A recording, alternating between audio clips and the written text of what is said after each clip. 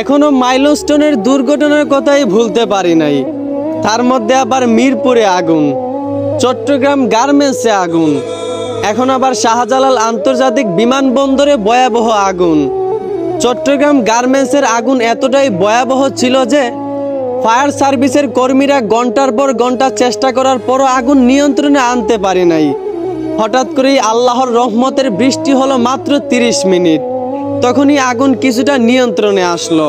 আর এইদিকে শাহজালাল আন্তর্জাতিক বিমানবন্দরে ফায়ার সার্ভিসের কর্মীরা একটানা 7 ঘন্টা আগুন নিভানোর চেষ্টা করেও তারা আগুন নিয়ন্ত্রণে আনতে পারেনি। কতটা ভয়াবহ পরিস্থিতি ছিল একবার চিন্তা করেন। আসলে আমাদের দেশে এসব কি হচ্ছে আমি বুঝলাম না ভাই। এই যদি আমাদের দেশের পরিস্থিতি হয়, আমাদের তো কোথাও নিরাপত্তা নাই।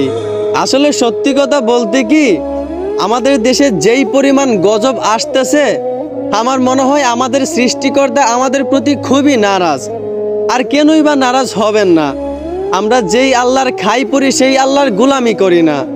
যেই আল্লাহ আমাদেরকে এত মায়া করে বানাইছেন, আজকালকার মানুষরা সেই আল্লাহর আইন অমান্য করে নিজের মতো ডিজিটাল যুগের সাথে তাল মিলিয়ে চলে। আমাদের বাংলাদেশে আজ ডিজিটাল যুগের সাথে তাল মিলিয়ে চলতে গিয়ে অশ্লীলতার বন্যা বয়ে যাচ্ছে। ডিজিটাল যুগের সাথে তাল মিলিয়ে চলতে গিয়ে আমাদের সৃষ্টিকর্তার আইন ভঙ্গ হচ্ছে। একবার চিন্তা করেন চট্টগ্রাম আগুনে কত মানুষের কত ক্ষতি হয়েছে। একবার চিন্তা করেন শাহজালাল আন্তর্জাতিক বিমানবন্দরের আগুনে কত মানুষের কত ক্ষতি হয়েছে। দোয়া করি আল্লাহ যেন সবাইকে ধৈর্য দান করেন, এবং দোয়া করি আল্লাহ যেন সবাইকে মাফ করেন এবং সবাইকে হেফাজত করেন।